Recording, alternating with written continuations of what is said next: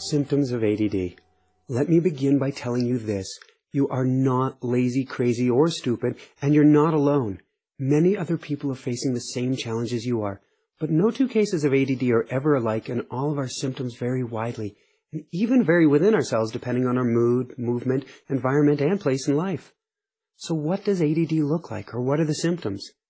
Picture this. Set up 20 radios in your living room, tune them each into a different station, and now blare them all at once. Can you concentrate? Can you focus?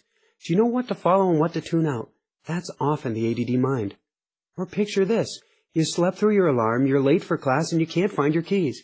You drop everything to hunt for your keys. Finally, you find them, but now you can't find your backpack. How in the world do you lose an overstuffed backpack the size of a small couch? Finally, you find your backpack, but now where are the blasted keys? Or picture this. You're in school, but you don't know why. You're studying biology because you thought medicine might be cool, but the more you get into it, the less you like it. You want to change, but you've already gone through 3 majors. Every idea you get seems cool at the time, but soon loses its excitement. You feel lost, drifting, like a lonely piece of wood bobbing up and down with the tide.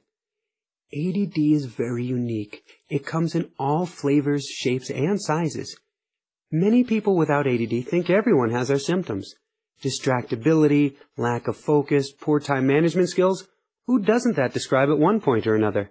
The trick is, it's the severity of these symptoms and how much they affect us that determine whether we have ADD or not. ADD is along a spectrum of symptoms and disorders. Everyone has distractibility to one extent or another, but when it affects your life, your work, your health, and your happiness, it goes from being a character trait to a symptom.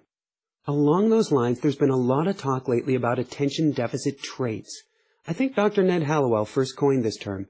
These traits are described as characteristics of ADD, but without the negativity associated with them. I view things just a little bit differently. I agree that society today is moving at a hectic pace where we're bombarded with information. Information overload can clearly lead to ADD-like symptoms. Growing up with a TV that switches from one program to another program to commercial to who knows what certainly doesn't help us build the neural pathways in order to concentrate. Nor does much else we're bombarded with these days. Does this mean ADD isn't real, or that many people who think they have ADD are just experiencing modern society at its finest?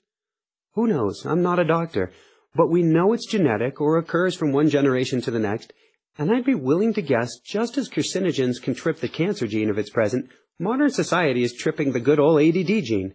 Heck, maybe food additives, preservatives, pesticides, and household chemicals are too. But I do know this. Whether you have clinically diagnosed ADD or just a whole slew of traits that are running your life, the tools and techniques for treating ADD may work for each and every one of us. Of course, medication, now that's an entirely different issue, and we'll get there in the next section.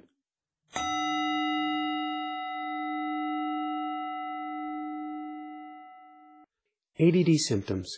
So what are the general symptoms of ADD in college students today? Here are some common traits for ADD students and challenges in college. Difficulty sustaining attention. Difficulty paying attention to detail. You might be able to focus on the big picture, but in the little picture, the devil really is in the details. We lose things often, particularly keys, supplies, and important papers. We're easily distracted.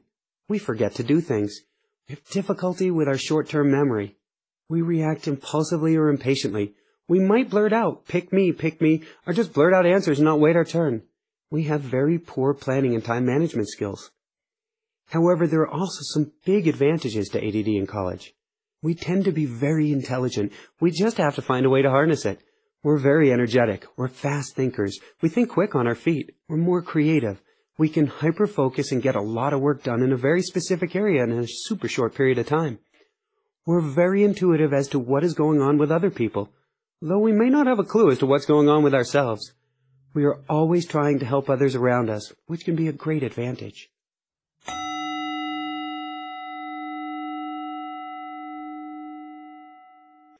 Here's how I see ADD.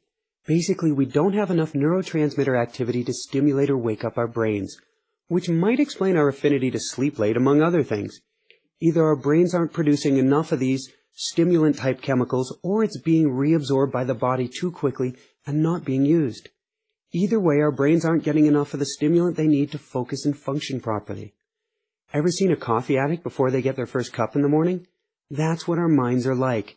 It's as if we're the Energizer Bunny with half-dead batteries. We need to stimulate our brain in order to wake them up and to function properly. That's why many students are constantly clicking pens, tapping their feet, or pacing. What we're trying to do is stimulate our brains enough to focus. This is also why telling us to stop it and pay attention is exactly the opposite of what we need. We are trying to focus and pay attention. Without enough stimulant activity in our brains, we're like drowning victims, grabbing at anything and everything around us.